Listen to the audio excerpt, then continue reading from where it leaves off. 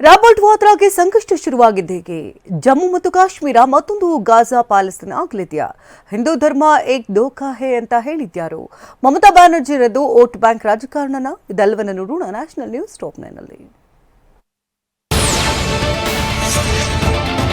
ಕಾಂಗ್ರೆಸ್ ನಾಯಕಿ ಸೋನಿಯಾ ಗಾಂಧಿ ಅಳಿಯ ರಾಬರ್ಟ್ ವಾದ್ರಾಗೆ ಸಂಕಟ ಎದುರಾಗಿದೆ. ಮಧ್ಯವರ್ತಿ ಸಂಜಯ್ ಭಂಡಾರಿ ಶಾಮೀಲಾಗಿರುವ ಹವಾಲಾ ಹಗರಣಕ್ಕೆ ಸಂಬಂಧಿಸಿದ ಲಂಡನ್ ಆಸ್ತಿಯನ್ನ ರಾಬರ್ಟ್ ವಾದ್ರಾ ಅವರು ನವೀಕರಿಸಿ ವಾಸಿಸುತ್ತಿದ್ರು ಅಂತ ಇಡಿ ಆರೋಪಿಸಿದೆ. ಈ ಪ್ರಕರಣದಲ್ಲಿ ಇದೇ ಮೊದಲ ಬಾರಿಗೆ ವಾದ್ರಾ ವಿರುದ್ಧ ಆರೋಪ ಮಾಡಲಾಗಿದೆ. ಅಪರಾಧ ಆದಾಯದಿಂದಲೇ ರಾಬರ್ಟ್ ವಾದ್ರಾ ಆಸ್ತಿಯನ್ನ ನವೀಕರಿಸಿದ್ದಾರೆ ಅಂತ ಇಡಿ ತನ್ನ ಚಾರ್ಜ್ ಶೀಟ್ ನಲ್ಲಿ ತಿಳಿಸಿದೆ.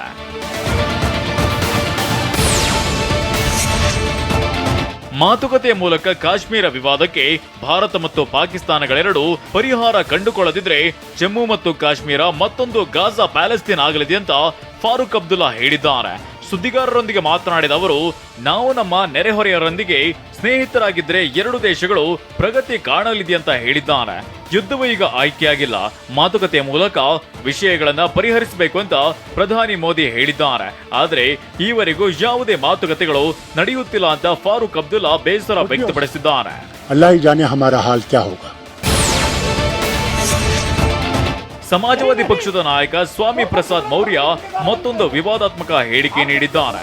ಹಿಂದೂ ಧರ್ಮ ಎಂಬುದು ಮೋಸ, ಸುಪ್ರೀಂ ಕೋರ್ಟ್ ಸಹ ಇದನ್ನೇ ಹೇಳಿದೆ ಅಂತ ಹೇಳಿದ್ದಾರೆ. ಹಿಂದೂ ಧರ್ಮ ಏಕ್ ಧೋಖಾ ಹೈ ಅಂತ ಸ್ವಾಮಿ ಪ್ರಸಾದ್ ಮೌರ್ಯ ಹೇಳಿದ್ದು ಸುಪ್ರೀಂ ಕೋರ್ಟ್ ಆರ್ಎಸ್ಎಸ್ ಮುಖ್ಯಸ್ಥ ಮೋಹನ್ ಭಾಗವತ್ ಮತ್ತು ಪ್ರಧಾನಿ ಮೋದಿ ಹೇಳಿಕೆಯನ್ನ ಉಲ್ಲೇಖಿಸಿದ್ದಾರೆ. ಹಿಂದೂ ಧರ್ಮ ಒಂದು ಧರ್ಮವಲ್ಲ, ಅದು ಕೇವಲ ಜೀವನ ವಿಧಾನ ಅಂತ ಎಸ್ಪಿ ನಾಯಕ ಹೇಳಿದ್ದಾರೆ.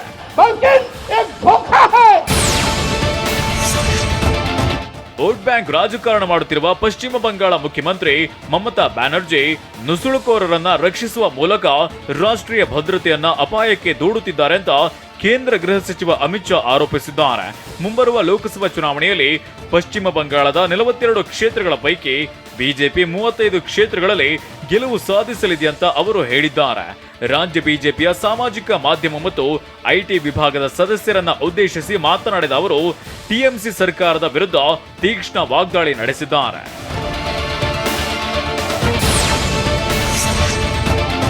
ಬಿಜೆಪಿ ಹಿರಿಯ ನಾಯಕರಾದ ಜೆಪಿ ನಡ್ಡಾ ಮತ್ತು ಅಮಿತ್ ಶಾ ಪಶ್ಚಿಮ ಬಂಗಾಳಕ್ಕೆ ಭೇಟಿ ನೀಡಿ ಸರಣಿ ಸಭೆಗಳನ್ನ ನಡೆಸಿದ್ದಾರೆ.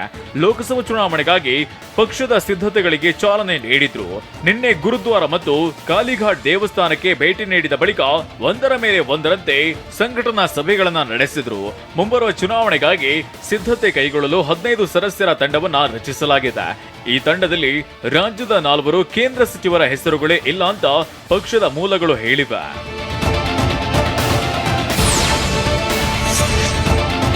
ಶಬರಿಮಲೆ ವಾರ್ಷಿಕ ತೀರ್ಥಯಾತ್ರೆಯ ಮೊದಲ ಹಂತ ಡಿಸೆಂಬರ್ 27ರಂದು ಮಂಗಳಕರ ಮಂಡಲ ಪೂಜೆಯೊಂದಿಗೆ ಮುಕ್ತಾಯಗೊಂಡಿದ್ದು, ಆದಾಯ ಸಂಗ್ರಹವು 204.30 ಕೋಟಿ ರೂಪಾಯಿಗಳನ್ನ ದಾಟಿದೆ. ಡಿಸೆಂಬರ್ 25ರವರೆಗೆ ಕಳೆದ 39 ದಿನಗಳಲ್ಲಿ 204.30 ಕೋಟಿ ರೂಪಾಯಿ ಆದಾಯ ಬಂದಿದೆ ಅಂತ ಅಯ್ಯಪ್ಪ ದೇಗುಲವನ್ನ ನಿರ್ವಹಿಸುವ ಅಪೆಕ್ಸ್ ದೇಗುಲ ಸಂಸ್ಥೆಯಾದ ತಿರುವಾಂಕೂರು ದೇವಸಂ ಬೋರ್ಡ್ ತಿಳಿಸಿದೆ.